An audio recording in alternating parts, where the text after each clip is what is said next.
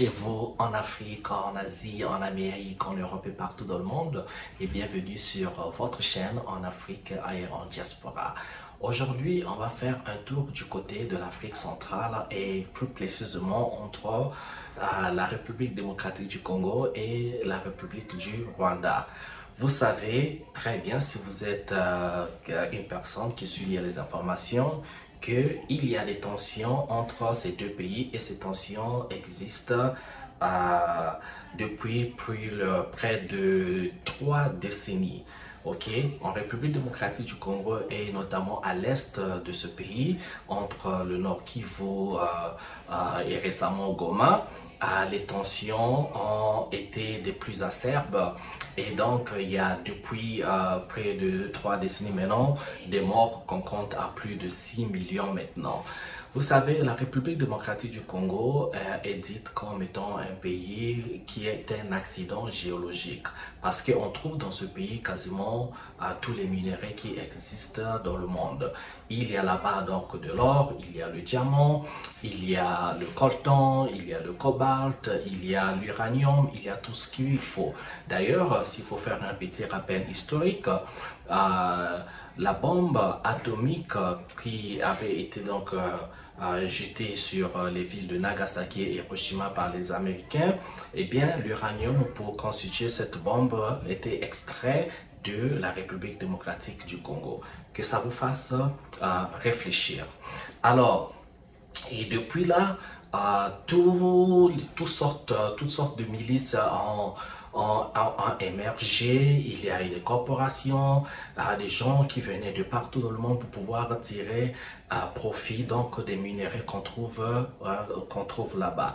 Et le Rwanda, depuis 1994, juste après leur génocide, pendant que le pays s'est mis à se reconstruire et que Paul Kagame, le président de ce pays, est arrivé au pouvoir, eh bien, Paul Kagame aujourd'hui c'était un cercle de Polichinelle, a construit le pays, son pays, avec des minerais tirés de la République démocratique du Congo. Et d'ailleurs, le Rwanda, sans posséder une seule mine d'or, le Rwanda était venu, figure parmi l'un des pays exportateurs ou producteurs d'or et de minerais, alors que le Rwanda n'a pas autant de mines, ou bien n'a pas de mines du tout, et tout vient de la République démocratique du Congo.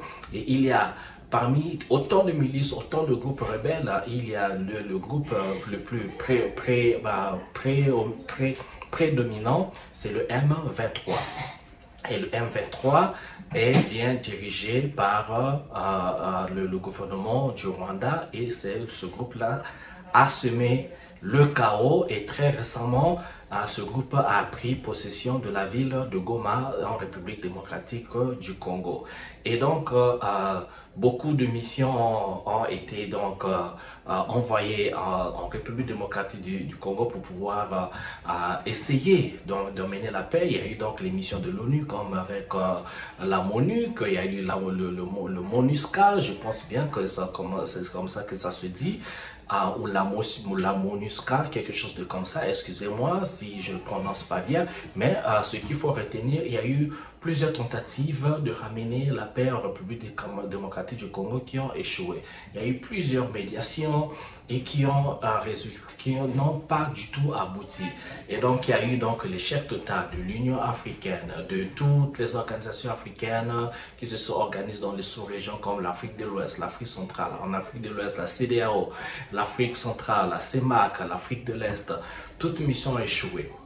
Alors, il y a eu aussi le chaos politique depuis qu'il y a eu donc la déchéance du président Mobutu Sese Seko Kungwendo Wazabanga, qui est resté donc la personne forte de ce pays pendant des années, et c'est même lui qui avait renommé le pays par Zaïre. Beaucoup de gens connaissent encore jusqu'à aujourd'hui le Congo-Kinshasa par Zaïre, et après lui, il y a eu donc ce coup d'État qui emmena au pouvoir Kabila père, dont je crois c'est Désiré Kabila, et il est resté au pouvoir une année. Il y a eu donc un assassinat contre sa personne et son fils l'a remplacé, qui s'appelle Joseph Kabila, et lui il est resté au pouvoir.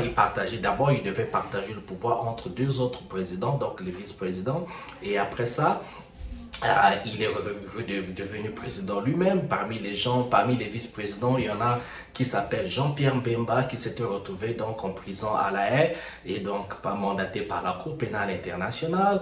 Et Kabila est resté au pouvoir plus d'une décennie. Et après lui, il y a donc ce nouveau président, le président actuel qui s'appelle Félix Tshisekedi. Et donc, ce 27 juin, il s'est tenu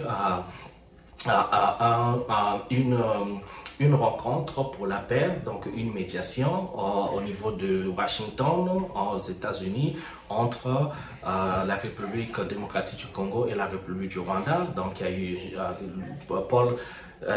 Félix Tshisekedi et Paul Kagame, et le médiateur ici c'était le président américain Donald Trump. Et bien sûr les deux partis avaient les officiels de leur gouvernement, et à côté de Donald Trump il y avait J.D. Vance, le vice-président américain. Alors il y a eu donc des accords de paix, un accord de paix qui a été signé. Je vais vous lire sur mon ordinateur les points clés de cet accord de points, mais je vais également mettre le lien sur la description dans cette vidéo sur la chaîne. Regardez dans la description, vous allez voir le lien, cliquez dessus et lisez tout l'accord pour pas que je lise tout ici.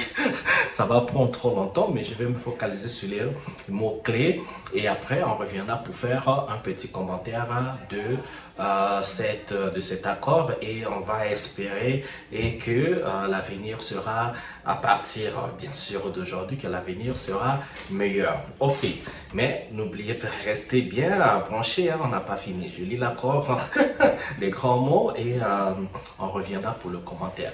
Alors, l'accord de paix entre la République démocratique du Congo et la République du Rwanda. Il y a le grand 1, donc l'intégralité territoriale et interdiction des hostilités. En petit 1, il y a respect de l'intégralité territoriale de la République démocratique du Congo. Donc, 2 points, désengagement des forces et levée des mesures défensives du Rwanda.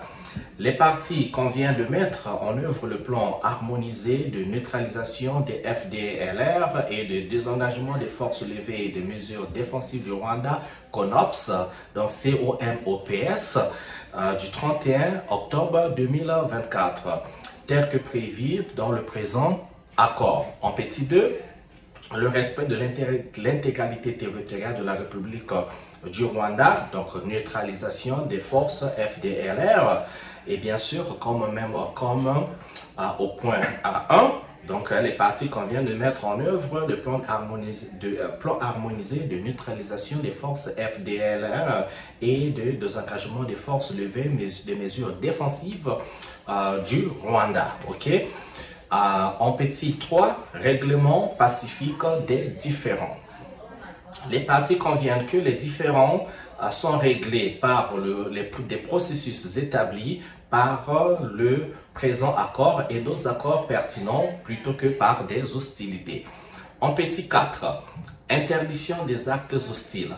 Les parties conviennent de s'abstenir de tout acte d'agression. Des parties conviennent de ne pas commettre, soutenir ou tolérer des incursions militaires ou d'autres actes directs ou indirects qui menacent la paix et la sécurité de l'autre partie ou qui portent atteinte à la souveraineté et à l'intégrité territoriale de l'autre partie. En 5, interdiction de soutenir des actes hostiles et des groupes armés. Les parties ne permettent aucune activité militaire et autres activités hostiles l'une contre l'autre sur ou à partir de leurs territoires respectifs et ne fournissent aucun soutien à de telles activités à l'étranger. À cette fin, les parties s'engagent à prendre toutes les mesures nécessaires pour éviter que de telles activités soient initiées, planifiées, exécutées, commanditées ou financées à partir de leurs territoires respectifs. En petit 6, portée territoriale. L'interdiction des actes hostiles s'applique sans restriction géographique, quel que soit le lieu où se trouvent les forces armées impliquées. En petit 7, responsabilité à l'égard des groupes armés non étatiques. Les partis prennent toutes les mesures possibles pour veiller à ce que tous les groupes armés dans la zone de conflit cessent de se livrer à des hostilités qui sont incompatibles avec l'interdiction des hostilités établies dans le présent accord. En petit 8, protection des civils et du personnel humanitaire. Les partis facilitent la libre circulation des civils, y compris des humanitaires. Les partis doivent respecter le droit international humanitaire, y compris dans le cadre de la mise en œuvre du présent accord. Voilà, donc il y a le grand E qui va dans le désengagement, désarmement et intégration des groupes armés non étatiques. Il y a le grand 3 qui va dans le mécanisme conjoint de coordination de la sécurité. Il y a le grand 4, réfugiés déplacés à inter et considération humanitaire. Et il y a le grand 5, MONUSCO et autres soutiens multilatéral. On va dans le grand 6, cadre d'intégration économique et régionale. Voilà, bref. Je vais m'arrêter là et je mettrai donc le lien dans la description, ce qui vous permettra de lire les détails. Maintenant, pour mon commentaire, ça c'est ce qui est officiel, mais de manière officieuse, qu'est-ce qu'il en va? Nous avons eu vent qu'il y a eu même un discours qu'il y avait au préalable d'abord de cet accord, avant qu'il y ait donc cette rencontre à Washington, que en fait le président Tshisekedi, qui, il faut quand même le dire, n'est pas resté les bras croisés, il a tout fait pour pouvoir amener la paix, trouver des solutions avec le Rwanda qui n'aboutissaient pas. Il est arrivé maintenant à signer un accord qui devait donc livrer les minerais du Congo aux États-Unis. Vous savez, Donald Trump, c'est un homme d'affaires d'abord. Lui, c'est l'homme des deals. Lui, c'est un mogul de l'immobilier. Lui, c'est vraiment un homme d'affaires. Il est arrivé dans la politique, mais il conduit sa politique toujours en businessman. Il fait des deals. Mais vous avez vu même entre le conflit avec l'Ukraine, quand il a fait venir le président ukrainien Zelensky à Washington, lui parlait plutôt d'avoir un deal. On va faire la paix, on va vous aider, mais le deal, c'est qu'on va exploiter 50% de vos minerais. Et je pense que Tshisekedi a bondi sur... je me dis qu'il s'est inspiré de ça pour pouvoir signer un deal avec les États-Unis qui devront donc exploiter une grande partie des minerais de la RDC. Et en contrepartie, les Américains devaient donc participer au processus de paix. Qu'est-ce qu'il en découle exactement? On ne sait pas. Je ne vais pas raconter n'importe quoi, mais on va chercher les informations jusqu'à ce qu'on trouve cet accord des minerais. Alors, nous, on se dit, est-ce que des critiques disent aussi, est-ce que Joseph Kabila n'a pas vendu le Congo? Parce qu'on sait que les groupes qui viennent au Congo, et c'est toujours pour exploiter les minerais. Les minerais de ce pays sont exploités depuis des années maintenant. Je vous ai dit à peine que l'uranium de la bombe atomique de 1945 était extrait au Congo. Donc cela veut dire, est-ce que ça s'était arrêté là ou ça a continué? Vous avez vu tout le combat de Lumumba. Lumumba qui était donc je pense il était il n'était pas président, mais il était, je pense, ministre. Je dois me rappeler, mais vous connaissez le panafricaniste qui était au Lumumba, mais il était un membre du gouvernement dans ce temps qui a été champion pour l'indépendance du Congo envers la Belgique. Et donc, il avait été assassiné dans des conditions les plus brutales. Et donc, vous savez qu'au Katanga, c'était donc l'exploitation du diamant. Mais il va et c'est un secret de Polichinelle, que les Américains ont participé à toute cette opération macabre. Et le Congo était devenu donc un nid de tous les brigands, de tous les criminels, de tout ce qui en découvre. Le résultat, plus de 6 millions de morts. Alors pour cet accord, est-ce que cet accord montre-t-il l'incapacité des Africains de régler leurs problèmes entre eux? Parce qu'on se demande pour un pays qui se bat, et pourtant nous avons une organisation appelée l'Union africaine. Comment tous les sages, tous les ministres, tous les hommes politiques, tous les intellectuels africains n'ont pas pu se mettre pour régler tout ce problème? Est-ce que le fait de le faire, est-ce que ça nous met dans une condition d'infantilisation permanente parce que nous sommes incapables de régler nos problèmes? Et cet accord, qu'est-ce qu'il en découle exactement? Est-ce que cette paix sera une paix durable ou bien c'est une paix éphémère? Quels sont vraiment les dessous quels seront les dessous sur le terrain? Parce que il y a ce qui est officiel et ce qui est officieux. Maintenant, dans ce qui est officieux, est-ce que les populations, qu'est-ce que les populations qu'est-ce que les populations vont entendre de ça? Qu'est-ce qu'ils vont entendre de ça, les populations? Est-ce que les populations auront aussi le fait de se mettre dans ce processus de paix et de faire la paix avec leurs frères rwandais? Ou bien les tensions vont continuer? Sur le terrain, il en découle à quoi? Je sais que ça va prendre un peu de temps avant qu'on arrive à cette paix durable parce que vous savez, hein, l'après-guerre est souvent plus difficile que la guerre elle-même. Donc, nous, on va souhaiter qu'il y ait vraiment la paix, que la paix revienne. Et encore, moi, je me dis, vous savez, l'Afrique est riche, le continent est riche, les minéraux de l'Afrique du Congo, et pourtant, selon nos cultures, la culture de partage, culture d'échange, les minéraux pouvaient profiter à tous les Africains.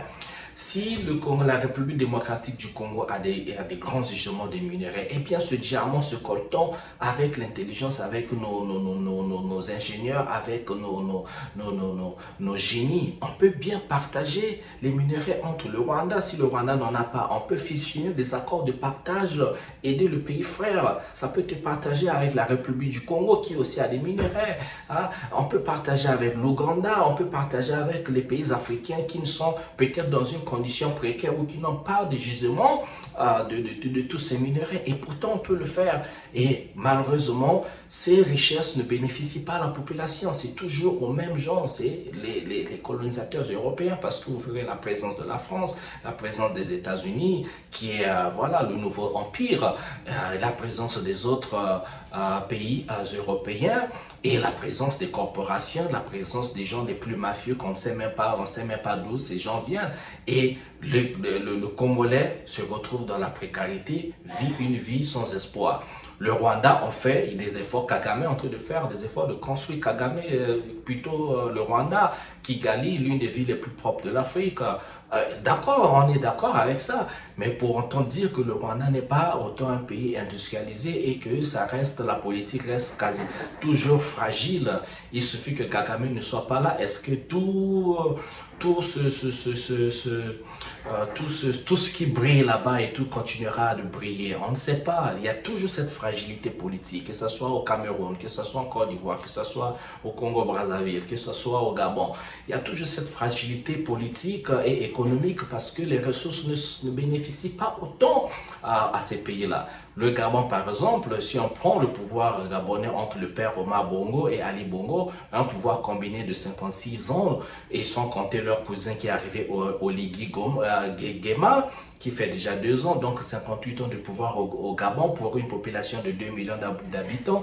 Mais le Gabon n'est pas industrialisé. Si vous allez dans les villages, c'est l'Antiquité, vous allez à Mwanda, eh bien vous ne serez pas fiers si on fait le rapport, ce ratio entre la quantité de richesses existantes et la condition de vie des populations, eh bien il n'y a pas match. Au Congo-Brazzaville, c'est pareil. Congo-Kinshasa, c'est la catastrophe. Si vous arrivez à Kinshasa quand il pleut, mais je vous en dis pas. Et pourtant, ces ressources-là, si on pouvait s'entendre d'un cœur, respecter nos cultures, se mettre ensemble, être unis, mais on pouvait bien partager les richesses.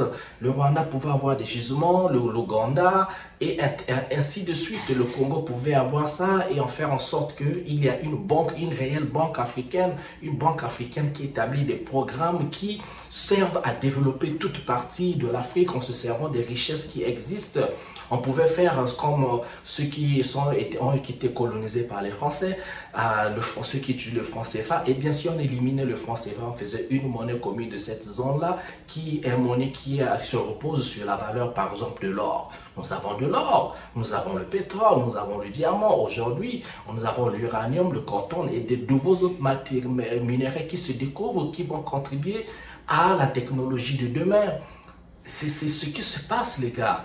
Et n'oublions pas non plus que tout part depuis la conférence de Berlin de 1884 à 1885 où l'Afrique fut divisée.